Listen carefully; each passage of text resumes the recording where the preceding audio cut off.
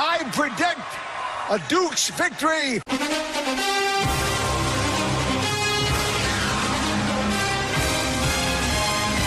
Boom. We're live. Crush Fantasy Football Episode 9. This is the night game. This is Monday Night Football, Dolan. We're recording almost past my bedtime, 5 p.m. Mountain Time. It's a little different. I have to take an ice bath before this because, one, it's late, and the NFL doesn't allow smelling salts anymore. Or doesn't let you bring your own smelling salts. I don't know, the setup you had when we were in our pregame meeting before, it looked like you were ready to fall asleep with how dark it was in there. I'm glad someone was here to tell you to turn some lights on so we can see that pretty face. Dude, it's the state. No. The light was funneled here at the previous setup, right? It's contrast. You get darkness in the back, and then it funnels. Now this is just it's all light, right? Because you're just that not tan. You just really need to get some more sun. Dude, it's August. Summer's over. No one's tan. You shouldn't be tan at this point. Every good tan ends in mid-August. I think we may have just found our Take Montezuma right there. Is it? Does that count? I don't know. That's ridiculous. I think we got plenty of summer left. August is prime time.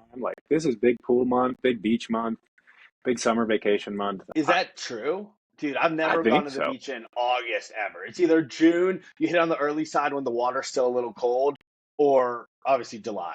August is the best because the water's actually warm then. It's had the whole summer to winter. Warm up. Dude, but football season obviously doesn't overlap with beach season, right? And so yeah, you can. You can go to the beach in September. It's not ideal, but depending on where, I guess. Some beaches it'd be perfect, but. I know we're ripping Hawaii in 2 weeks, so that's going to put my tan theory. I don't think I'll be able to get tan though. I think you'll be able to find a way. I think you'll be able to pull it off. Ew, let's have a poll. Is there any way to do polls on this thing? How? Yeah. We just give shades of my hand, and then we'll just see in 3 weeks on episode 18 how tan I am. I wanna see some comments and see what people think the best month for. Or the ending month, maybe not the best month for summer vacation, but the last month for summer vacation and catching a tan is. Wait, since you brought up comments, the thing we talked about, the first person to comment on any of these videos that doesn't know us, automatically on the podcast. You're invited. So whoever you are out there and you watch this video and you comment, just put your email down, you're on. You're welcome. You can have the whole agenda. We will conform to your desires. But you have to be someone who doesn't know either of us. Yeah, so, correct. No fake emails. Friends and family out there, you'll have to go through a different process to get on, which sneak peek may be coming soon. Who knows what's in store for episode 10? Wow. Bring your seatbelt for that one. Wow, yeah. All right, as always, we'll start with Take Montezuma. We'll each start with one football hot take, one non-football hot take to get it out of our system. Take Montezuma, sponsored by Soiree Season. If you don't want your grandmother's wedding registry, check out Soiree Season. Use promo code CRUSHFF for 30% off. Dolan, fire it up. Yeah, so I drew the football hot take card this week. This is a drumbeat that I've mentioned a couple times on this pod, but I think after watching preseason, this is maybe more of a preseason overreaction than a true hot take. But I gotta keep pounding the drumbeat for my main man Travion Henderson as the RB1 in this year's rookie class. We saw what he did first touch on an NFL field, taking it 100 yards to the house.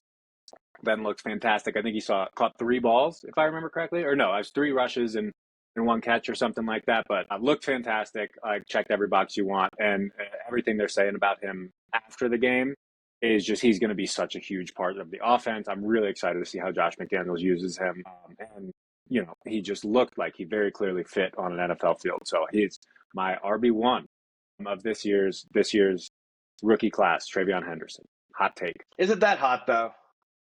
Well, considering he's getting drafted in the 5th or 6th round, and Ashton Genty's getting drafted in the 1st or 2nd, I'd say that's pretty spicy. Yeah, okay. I feel like if they want any explosion in the offense, they're going to, that's where it's going to come from. So, I mean, I can see it. He'll catch a ton of passes. Do you think he'll run any goal line? That Or I'm you very think curious Ramondre about. I holds think that? his role Yeah. in the offense is going to be so unique. Like, I genuinely have no idea what to expect other than I know he's going Yeah. to catch a lot of balls. I would Yeah. not be surprised one bit if Ramondre is still the goal line guy. Like, I do think McDaniels likes to run a two-back system or Mhm. multi-back system, sometimes even more than two. But I think those two will share the field a good amount. And I think Mhm. the pass catching volume is just going to be so valuable that it separates Travion from everybody else. Yeah, he seems like an awesome round 5 redraft pick. Mm-hmm. Right? Yeah, That's what especially if you're in like a full PPR league, he feels like he's going to be a gold mine. Agreed. Okay, my hot take that is probably less hot than how we started this show is non-alcoholic beers. I think so. I'm a non-alcoholic beer person. I think it's stupid. It's like, why would you, if you're not going to get the good effects from alcohol, right? There's no point in drinking. And so, if you're not going to drink alcohol, don't fake it. But that's not even a hot take. I think a lot of people think that. My hot take is I think those non-alcoholic beers might be good for the people who are like, oh, I need to drink at 2 p.m. On a weekday, right? Mm. Oh, I need to go to the bar after work, right? That's where you cash in on the non-alcoholic beers. It's like it's not something to do in a social setting. You should only ever drink non-alcoholic beers alone as like a reason not to go to a social setting. And so I think it's the worst thing you can do in a social setting. But if you're alone and you don't care about the calories, I think you rip them. So you're basically just saying non-alcoholic beers are like a nicotine patch. Yeah, yeah. I mean, yeah. Interesting. That's exactly what I'm saying. I'm saying like their purpose is not for social settings. It should Hmm. never be in a social setting. Like bars shouldn't be allowed to serve non-alcoholic beers. Yeah, But your fridge, if you have an issue, should be stocked with them. I see that stance. I disagree though, because I feel like the whole purpose of a non-alcoholic beer is so you can kind of fit in, even if you're not a drinker. It's like But you then want to you, be a part of the crew, but you don't want to just be like drinking a water or something. You want to like not be the guy who's like at a bar but not paying for anything. Or like I see people at work events or something, they'll get, like yeah, soda water with a lime in it and make it look like a yeah, cocktail or something. Like yeah. non-alcoholic That's beer could perfect. serve like the same purpose of that though. But it might be for people who like to taste the beer more than they like the taste of soda water. Do you know how many calories are in a non-alcoholic beer? They should Nope. stick to soda. Well, I'm sure it's a wide range. If you're going like non-alcoholic IPA versus non-alcoholic Coors Light. Wait, that's a business idea. Like the 10 calorie, like the healthier version. I'm sure I don't drink them, obviously, so I don't know how many calories are in them. But You go from I destroying the market to now deciding it's a wait, business idea. it's like 10-calorie non-alcoholic beer. So it's like it's better for you than the other non-alcoholic beers, but it's because the alcohol. It's not. Everyone's like, oh, if alcohol didn't have 100 calories, I drink so much of it. But this one's even better because you don't get the calories from alcohol, so you actually can make it. It's possible. All right, I digress. That's not a hot take. The calories have never been that have never entered my reason for why I do or don't drink more. But maybe that's just me and my metabolism. Hey, yeah, that's just you, man. Come on. Got to think All outside the right, box. let's jump into it. So what we're going to do this episode is a little game called Why Would You Draft X Player at this price tag, meaning ADP, when you can draft Y player at a later price tag? And they could be similar play styles, similar ages.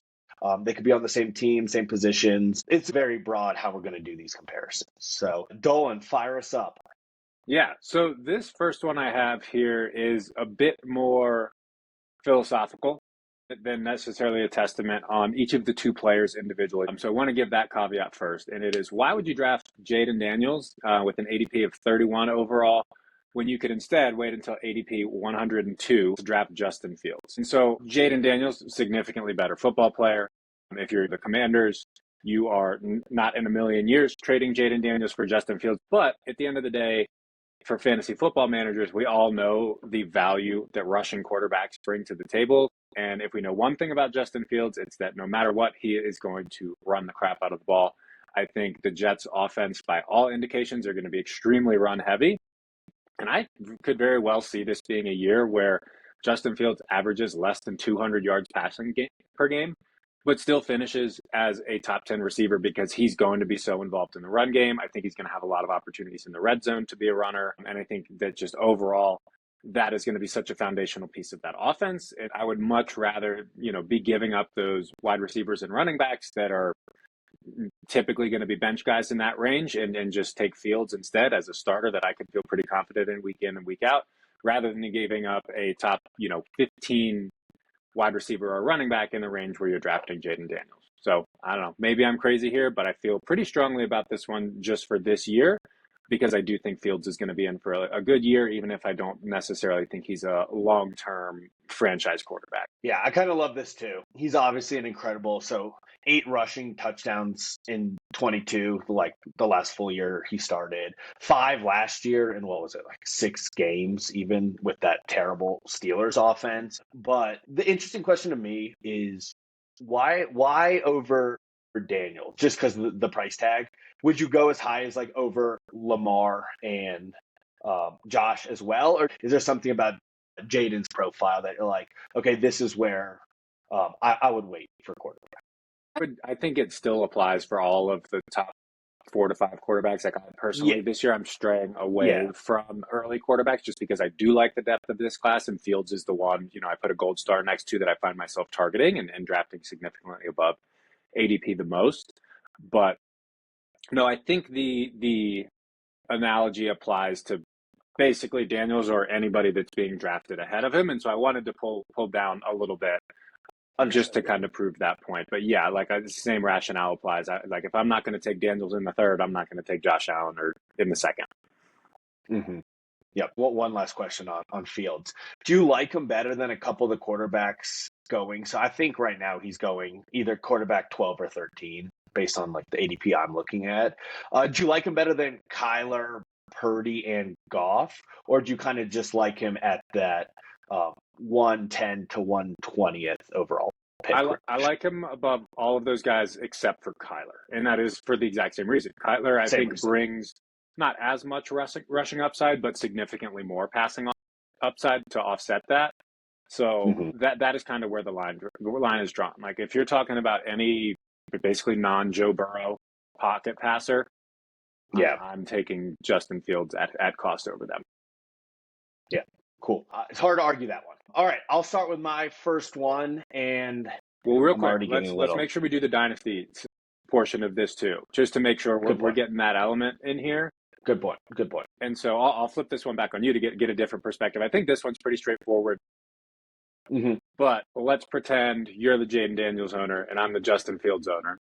In Dynasty, I probably got no shot at that trade happening. I think some of the other examples will come here but hypothetically, what would I need to add to Justin Fields to get Jaden Daniels off your hands? It's a minimum 3 first, and I still don't think I would do it. I don't think, unless you just have an embarrassment of riches at quarterback, I think that's a guy who's going to be on your roster for the next 5 years if you have Jaden Daniels. And I wouldn't even want to tear down that big in Dynasty. So if you tear down from Jaden, right, that could be a move, I guess. Not one we'd recommend, but I would not go all the way down to Justin Fields for unknowns in future first. 100% agree. Multiple firsts worth of value, or you get another player at another position, like you said. You're stacked at quarterback, and so it's like, okay, maybe I don't love the idea of trading Jaden Daniels, but if I can get Malik Neighbors and Justin Fields is a lower type of asset just to make sure you get a quarterback back or something like that. But yeah, no, I'm with you.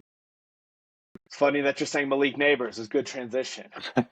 So my first one is, why would you draft Malik Neighbors at 8th overall when you can have Ladd McConkey at 23rd overall? So these are 2 bona fide superstars from last year's draft class. I think sometimes Ladd gets left out of that conversation. He was 7th last year in yards per route run at 2.38, even with a slowish start. So Ladd, kind of like BTJ, they didn't give him the Neighbors treatment right from the start where they're funneling targets his way. So I don't really want to be in the business, to be honest, of fading Malik Neighbors. But at the price tag, you're taking him over legitimate wide receiver 1 like the opportunity cost is that much higher than going down to a guy like Ladd. So that's Puka, that's Amon-Ra, that's BTJ, that's Drake London. Where Ladd is kind of Tyree, Chase Brown, and the quarterbacks. So basically the crux of what I'm thinking is I think the regression is for sure coming for Neighbors from a target perspective. Can he make it up with TDs? Yes, it's possible, but Neighbors average over 11 targets per game, 170 total targets, almost a 35% target share, which I think no one's repeated since like Antonio Brown 9 years ago. There's also QB risk with Neighbors, and Wilson seems to be the starter, but I think there's no guarantee that Wilson's going to play the whole year. It's not going to be a little bit of Dart, a little bit of Jameis. While that's probably an upgrade from last year, I don't think it's a winning formula for a receiver drafted in the top 10. So who knows? If things go south with the Giants, their win total is only 5.5. The quarterbacks aren't that good. The quarterback tendencies aren't the same, right? So Daniel Jones obviously funneled a ton of targets to Neighbors. I think there's really good value with getting Ladd, an elite. Tommy. The only thing that worries the recent Keenan Allen worries me a tad with this because they both kind of play in the slot. I think Ladd ran 65% of his routes from the slot last year. But if the Chargers are smart, and I think that's a really good coaching staff, they wouldn't sabotage their young superstar with an aging Keenan Allen. What do you think? Yeah, this one's interesting because I think their talent is a much smaller gap than people realize. I think people look at Neighbors as what was he, the 6th overall drafted player last year versus a second rounder in McConkey. And I think people think that just them being in a vacuum superstars is a wide gap. And I really don't think it is. I think McConkey's ability to separate is incredible. But I do actually worry a little bit more about his offensive infrastructure than I do Neighbors, oddly enough. Wow. I think, one, your points about McConkey's efficiency are really valid, but I do think that's actually more likely to come down to earth versus volume, because when I look at the Giants offense, I don't know who else they're going to be excited to get the ball to. I mean, he's 170 targets last year. It's like, even if that does go down, like if he still sees 150, I'd be shocked if Ladd's seeing, 120, 130. Yeah. So I think that gap alone, even though the quality of targets will be better, for McConkey, I do worry a little bit about, the Chargers did add a couple pieces to the offense, none that individually scare me a ton, but, drafting a rookie high in Trey Harris and now Keenan Allen, and even the run game, I think scares me a little bit because I think they're clearly making some big efforts to get more run centric, which is, in Harbaugh's DNA and everything Greg Roman's all about. So I think there's more worlds to me where just the Chargers ecosystem is unfavorable to fantasy success, even if McConkey can still dominate. So I'm actually a little lower on McConkey this year than consensus. Interesting. But funny enough, like if we do shift this to the dynasty one, I think long-term, the gap's probably smaller for me than most because of the talent and the quarterback. So yeah, I don't know. Wait, just quick. You said you had Ladd lower than most. Where do you have him? Like, I'm completely comfortable taking him in the late teens, early 20s. I think late 20s is a gold mine. Because I assume there's a lot of drafts where he's relatively new that he would fall. So I'm curious where you have him. Of receivers? Of redraft. No. Overall players.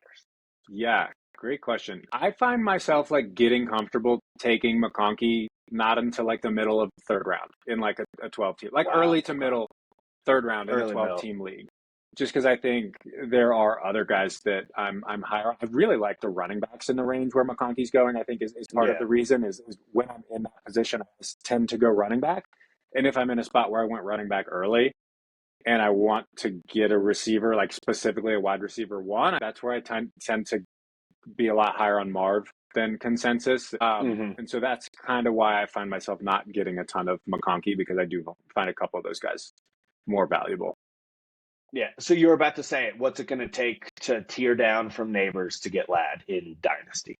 Yeah, I think this feels a little light relative to market value. But if I had Neighbors and someone offered me McConkey and like a decent first, like a first of a team that you think probably isn't going to make the playoffs, I'd think pretty hard about it. It'd be tough to give up Neighbors after that year. but I really like McConkey's talent, even if I don't love the situation. And so I think one good first would probably be enough for me. Do you think that's enough? Does that feel light? Where are you at from the dynasty perspective? Yeah, it feels like both sides in that trade are like, yeah, it's fair value, but I'm a little hesitant. Even having Lad and putting a good first on top of it to upgrade, you'd be like, am I really going to do that? And then Mm-hmm. obviously trading neighbors after that season feels like gross. Yeah, so I mean, I think anything else is too much. There's definitely not another first on there. A late second. I mean, I don't know. I think you're on it with the value. I just don't think either side feels terribly great about it. Mm-hmm. Like moving those guys. All right, cool. You want to fire? Yeah. So next one, I got another receiver one coming at you.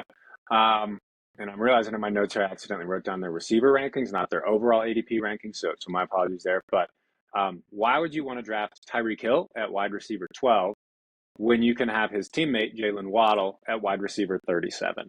This one's been in the news for a couple years now. I think people have been wondering, is Tyreek Hill going to go away? What is Waddle going to look like then? And I just keep coming back to the outstanding rookie season Waddle had. And granted, that was on a huge volume of targets.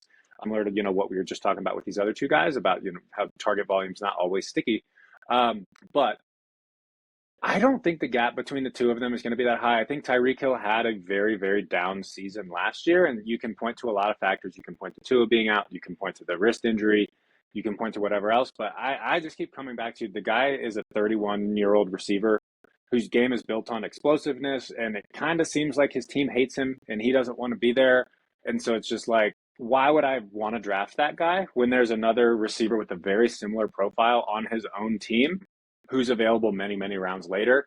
Plus, you also, with Waddle, get the baked-in upside of, like, maybe Tyreek does wind up playing on another team, and I think he's the kind of guy who all of a sudden you look at it and you're like, he's putting up close to Tyreek Hill numbers. I don't think he'll put up peak Tyreek Hill numbers, but, if somehow Hill does find himself out of the picture, I think Waddle's value is going to skyrocket. And even if he doesn't, he's going to be at least serviceable flex play. And again, similar to what we were talking about around in these receivers in that kind of Lad McConkey range, Tyreek Hill is one that I just have a really hard time drafting. I see the upside. It's obviously huge if he hits, but just too many red flags for me. I just have to say it because you didn't say it. Second in fantasy points 2 years ago. 2 years ago. Not 1 year ago. 2 years ago. You hit the point well. It's I don't even think it's an age thing because at least when you watch him, he doesn't seem like he's slowing down or the athleticism's leaving. It's the bad vibes with the team thing. And so that seems like in your face real. Is that something where everyone just has nothing to look at and we're overanalyzing everything and Tyreek Hill is going to be a top 10 receiver, or are they really that bad? I wouldn't be surprised if Hill came out and, like, especially early in the season, was just like, oh yeah, this guy looks good. But I also want to say, like, even though he doesn't look like he lost a huge step, like, his game is the one where I think if he loses a fraction of a step, it goes a long way. Like, if you're talking about Lad McConkey, for example, he has a game that I think when he's 33 years old is going to translate extremely well because of how savvy of a route runner he is. Exactly. Keenan out. Whereas Tyreek Hill, so much of what makes him terrific is that explosion. And if he's one of the fastest guys in the league instead of the fastest guy in the league, I think that goes a long way. Yeah. I almost think that the bad vibes Dolphins being done with Hill has to happen for Waddle to break out. It's not, I can't envision a scenario where Tyreek, Achane are still on the team and Waddle has a year that he's capable of, right? That rookie year season. And so I almost think, like, yes, take Waddle, but then you have to get some luck. Like, something has happened, right? Injury, whatever, Tyreek quits or something. It's hard for me to envision Waddle just being awesome with him on the field because it didn't happen last year. Yeah. Tyreek was in and out of the lineup last year, and for whatever reason, right, they did the low ADOT. They checked down to Johnny Smith and Achane the entire time. So last year was the time to do the transition, to hand over the car keys, and it didn't happen. So that's why I think Waddle's going so late. Yeah. another part of your argument. Waddle's going so late this year that I think the upside is total. Like the talent's there. Let's say I'm Mhm. not sure the upside's there. The talent.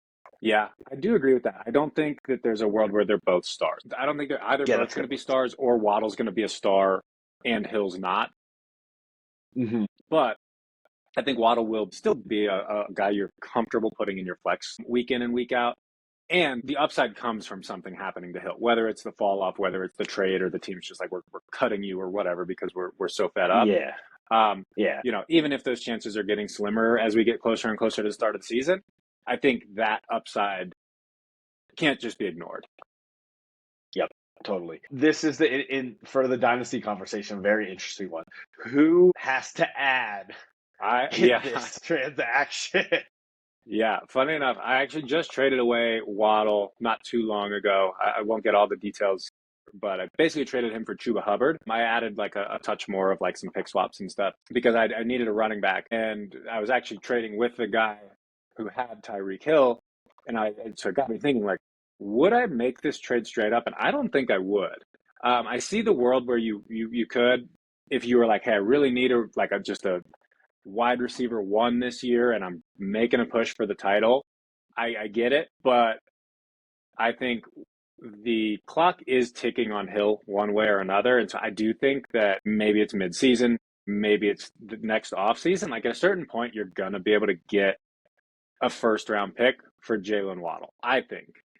And I personally would not give up a first round pick for Tyreek Hill. I lean Waddle, but I see where if you have a very specific type of roster, you could pick Hill. I don't know. Which side of this are you on? Waddle, but barely. I think it just depends on what kind of team you are, right? If you're making a push, like a real push, If you're I hungry. think Tyreek Hill for this year. Yeah, if you're a hungry dog, a hungry rookie dog, then you trade for Tyreek Hill and you overpay.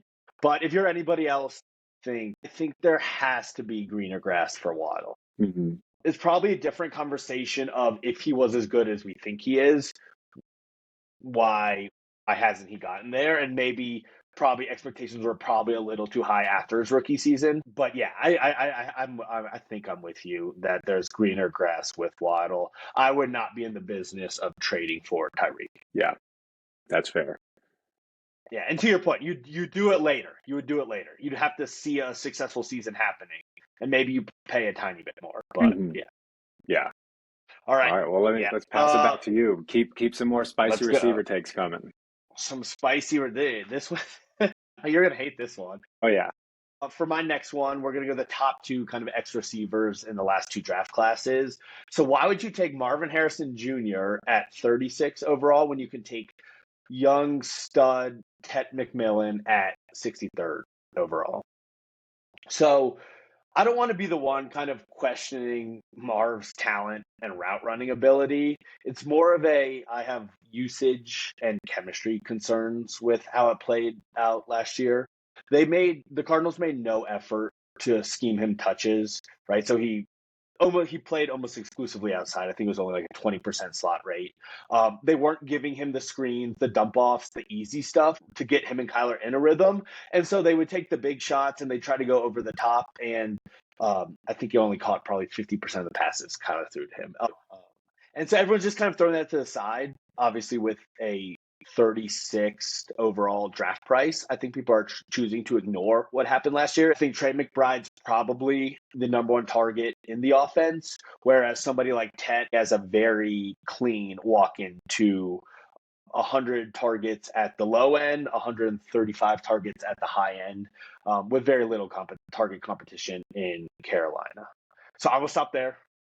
I'll let you kind of tell me why I'm wrong about Marv. But what do you Yeah, think? I'll try and keep this brief. Funny enough, this is actually the exact article I'm working on. I think it should be out by the time this podcast is released. It'll be Let's out. link it. So Let's link it. yeah, Let's I'll link put it it. in the show notes Yeah, for let's anybody link who it. wants to do a deep dive. But I was genuinely curious. Like I was like, I want to do my research on Marv. Like, am I missing something here? Like, am I just too caught up on priors? But ultimately, where I landed was some guys it just doesn't always click in year one. But when I went back and watched the film and I went back and looked at like some of the underlying numbers, it's like I still think this guy is going to be the guy we all thought he was going to be last year. So your point about like, hey, are people overreacting? to that and drafting him too high. I think they're overreacting in the other way because last year he was getting drafted at like the 1-2 turn.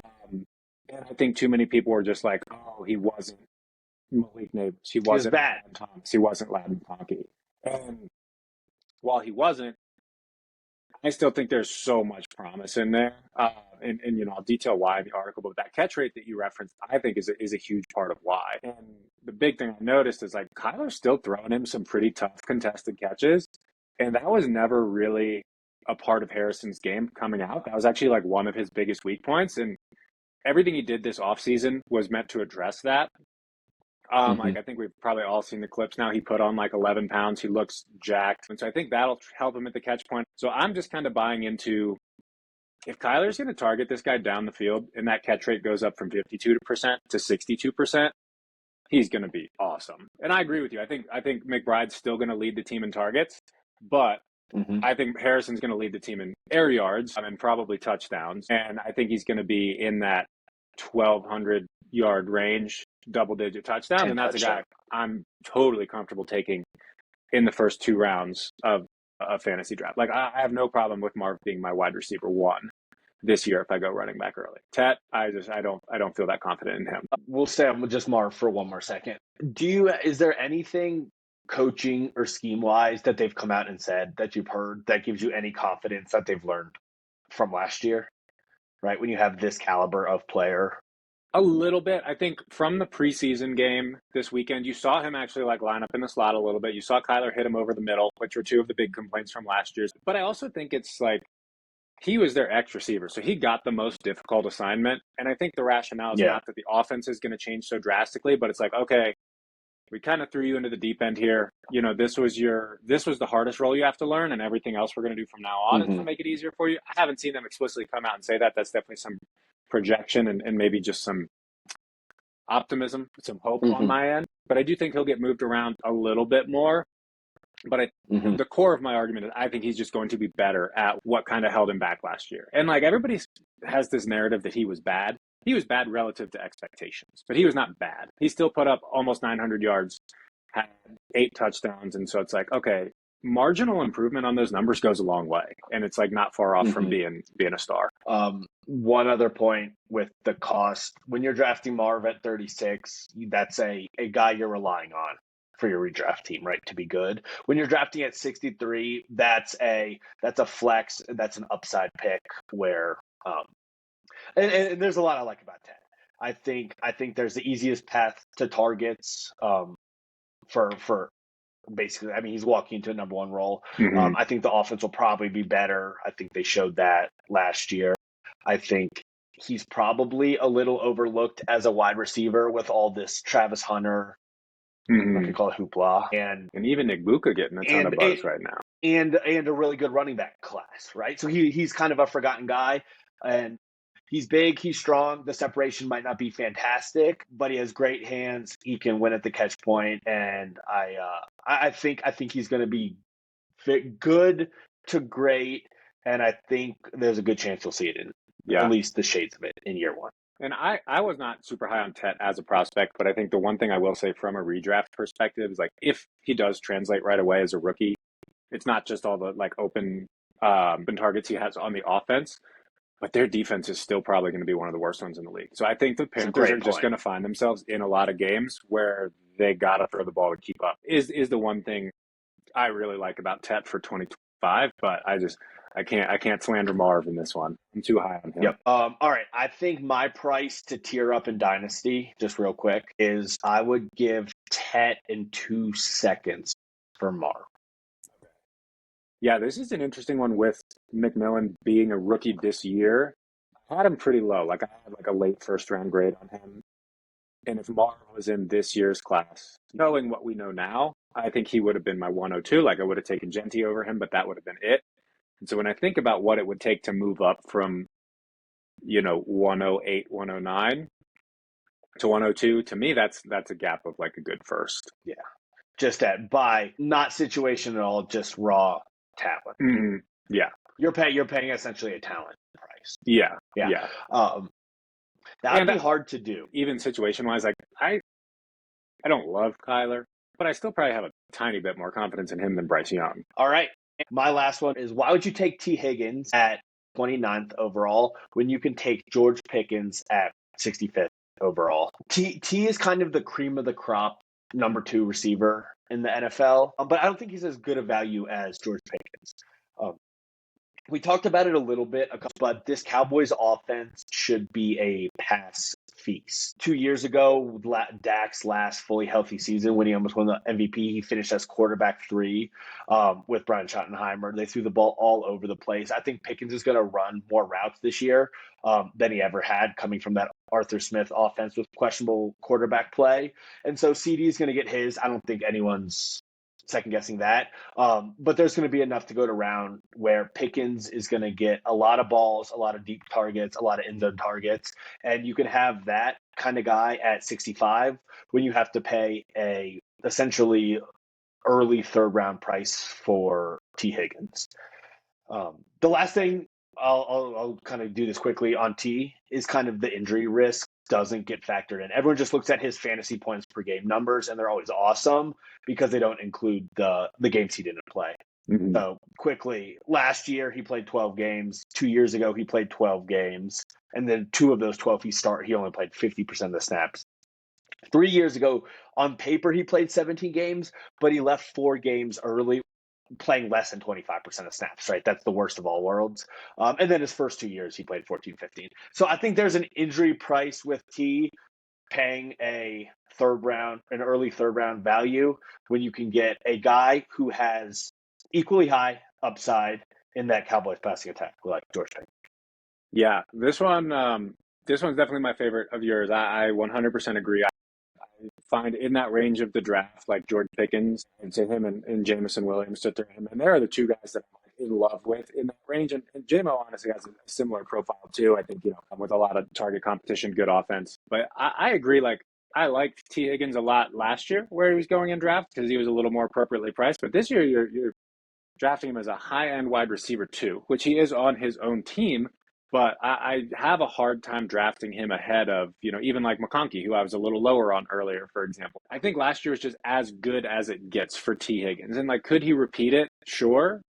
I think those odds are pretty slim, but I don't see a world where he surpasses what he did last year. Whereas I think a lot of guys drafting around him can. And I think you're just, banking so much on that offense just being as wildly efficient and wildly pass happy as it was last year, which not the worst bet in the world. Again, talk about bad defenses. Bengals are also probably going to be one of the worst in the league, and they have the passing attack to really capitalize on that. But at cost, I would not flinch one bit if you told me 9 months from now, George Pickens just had a better overall season, let alone a better overall season at cost. So I really like Pickens at cost. Staying away from Higgins at cost. I would say the one, red flag that we do need to call out is Pickens seems to just cause problems for no apparent reason. And so who knows if that's going to translate well to a new team and especially an environment where there is a ton of spotlight on him and a lot of media attention may not be the best for him. But if he's on the field, I think he's going to be fantastic. He's playing for a contract, right? I think you're going to get good behavior George Pickens. Yeah. Betting on good behavior George Pickens is tough. He might be passable behavior, but I'm not giving you good behavior for George Pickens. What if you had to handicap who throws a fit earlier, Tyreek or Pickens? Oh, Tyreek's already doing it. True. You're right. He's minus 800. Only place I think Higgins can get up better from last year is just on an availability standpoint. Yeah, that's fair. If he finally plays the whole season, I agree. The Bengals will probably regress a little.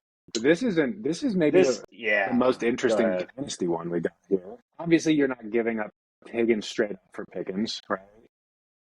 Definitely not. You're not even thinking. Actually, definitely not. Yes. Yeah, you're not even thinking twice about it. If someone's like, "Here's Pickens in a first," that's an easy accept if you're the Higgins owner. Is Pickens in a second enough? To me, I think no, just because even if I'm lower on Higgins this year, I feel that environment is so stable. And it's just being tethered to that offense and that quarterback, it's like I'll pay the second for risk mitigation for two guys that'll probably score similar numbers. Maybe that's bad process. I don't know, but that's where my brain has it. This is definitely the toughest one for me. No, I think you're right, because I think everything about T's situation is so much safer than Pickens. Like, this Pickens thing can go a bunch of different directions, right? There's a chance he has a great year and he's not on the Cowboys next year. He signs with who knows without a quarterback. There's a lot of risk, and then you mentioned the Pickens personality piece of it. So I think you would need something pretty significant to take on that level of risk, giving up T. And because T does have upside, right? We talked about it. T's a great on fantasy points per game. And so, yeah, I honestly think you might need a late first. Really? I would not do it. As a Pickens owner, I definitely wouldn't do that. I mean, I don't have Pickens, but hypothetically. Yeah. That would be too rich for me. As a Higgins owner, that's an easy accept, but yeah, that's a tough one. Is that crazy to think that I think Pickens could have a better year in redraft? Not even at cost, right? Like you said. And I also think you need to add a first in there in Dynasty. Wow. 2 different games. It is crazy. Boom. Episode. You got anything to add? Or we're going to bed after our nighttime recording session for episode 9? No, nothing else. Just maybe a little sneak peek. I'm definitely excited for what we've got in store for episode 10. Assuming our guest can get his schedule right, we got a fun one on. And I'll plug the article below if anybody wants to read a little bit more about Marv and kind of what is in store for him in year 2. I think that's a good read. But otherwise, no, I think this was a good one. I think good back and forth. And I'm just excited it's August. Like it's draft season right now. We're in the thick of this. Mock drafts every day. Real drafts coming Notice up how soon. you said draft. You said draft season, not beach season. There you go. Case closed. Beach is a good number too. All right, my friend. All right, take it easy, James.